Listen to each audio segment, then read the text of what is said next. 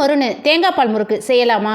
இதுக்கு நான் ஒரு தேங்காவை உரிக்கணுங்க. நெத்து காயாக இல்லாமல் கொஞ்சம் இலசாக எடுத்துக்கோங்க. அப்போ தான் உரிக்கிறதுக்கும் ஈஸி, திருவுறதுக்கும் ஈஸி. தேங்காவை துருவி மிக்ஸி ஜாடியில் சேர்த்து கொஞ்சோன்னு, அதாவது தேங்காய் தண்ணி வந்துச்சு இல்லையா, அதையும் சேர்த்துட்டு 1க்கு 2, அதாவது தலைப்பால் 2வது பாலாக எடுத்து வச்சாச்சு. இப்போ உளுந்து 1 கப் அளவு எடுத்திருக்கேன். அதை கலர் சேஞ்ச் ஆகாத மாதிரி நம்ம வறுத்துக்கலாம். அப்போ தான் முறுக்கோட கலரும் மாறாது. இப்போ வறுத்த உடனே அப்படியே மிக்ஸி ஜாடியில் கொட்டி இந்த மாதிரி பவுடர் ஆக்கி நல்லா சளிச்சு எடுத்தாச்சு. சளிச்ச உளுந்த மாவுலேருந்து 1 கப் அளவு எடுத்திருக்கேன். 4 கப் அளவு அரிசி மாவு, நான் வீட்டிலேயே அரைச்ச மாவு தாங்க. அதில் 4 கப் அளவு அரிசி மாவு, கொஞ்சம் வெள்ளை எள்ளு, கொஞ்சம் உப்பு சேர்த்து இது எல்லாத்தையுமே நல்லா மிக்ஸ் பண்ணுறேன். நல்லா மிக்ஸ் பண்ணதுக்கப்புறம் இதில் 50 ml பட்டரை உருக்கி சேர்க்குறேன். நல்லா எல்லாத்தையும் நல்லா மிக்ஸ் பண்ணுறேன். நல்லா மிக்ஸ் பண்ணதுக்கப்புறம் கொஞ்சம் கொஞ்சமாக தலைப்பால் 2வது பாலும் சேர்த்து மாவை நல்லா மிக்ஸ் பண்ணிவிட்டு, பால் பத்தலைன்னா கொஞ்சம் தண்ணி சேர்த்து மாவை இந்த மாதிரி பிசைஞ்சு ரெடி பண்ணி வச்சுக்கிட்டேன். இப்போ ஒரு பக்கம் மட்டும் மாவை எடுத்து நல்லா காஞ்சி போயிடும் இல்லையா, தனியாக எடுத்து வச்சுட்டு இன்னொரு பக்கம் இருக்கிற மாவை பிழிய போகிறேன்.